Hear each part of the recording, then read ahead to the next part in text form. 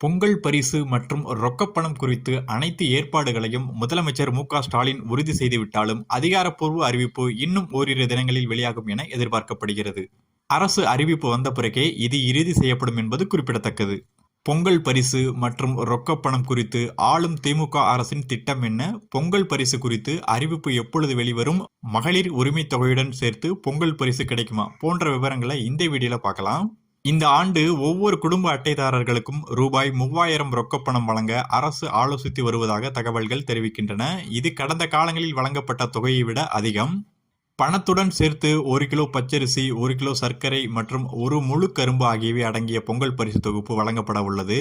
தமிழகம் முழுவதும் உள்ள சுமார் 2.25 கோடி ரேஷன் கார்டு வைத்திருப்பவர்கள் இந்த திட்டத்தின் மூலம் பயனடைவார்கள் என எதிர்பார்க்கப்படுகிறது. 2026ஆம் ஆண்டு தமிழக சட்டமன்ற தேர்தல் நடைபெற உள்ள நிலையில் மக்களை மகிழ்ச்சிப்படுத்தும் விதமாக இந்த மெகா அறிவிப்பை வெளியிட திமுக அரசு திட்டமிட்டுள்ளது. வங்கிக் கணக்கு இணைக்கப்பட்டுள்ள பயனாளிகளுக்கு பொங்கல் பரிசு தொகை நேரடியாக அவர்களின் வங்கிக் கணக்கிலேயே செலுத்தப்பட வாய்ப்புள்ளது. வங்கிக் கணக்கு இல்லாதவர்கள் அல்லது தொழில்நுட்ப சிக்கல் உள்ளவர்களுக்கு எப்பொழுதும் போல ரேஷன் கடைகள் மூலமாகவே ரொக்கப்பணம் விநியோகிக்கப்படும். பொங்கல் பரிசுக்காக விவசாயிகளிடமிருந்து நேரடியாக கரும்புகளை கொள்முதல் செய்யும் முதற்கட்ட பணிகளை அரசு ஏற்கனவே தொடங்கிவிட்டதாக கூறப்படுகிறது.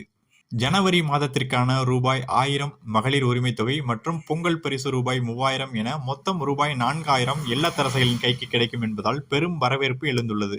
இது தொடர்பாக முதலமைச்சர் மு.க.ஸ்டாலின் அவர்கள் நிதித்துறை அமைச்சகம் மற்றும் அதிகாரிகளுடன் பல கட்ட ஆலோசனைகளை நடத்தி முடிவெடுத்துள்ளதாக தெரிகிறது.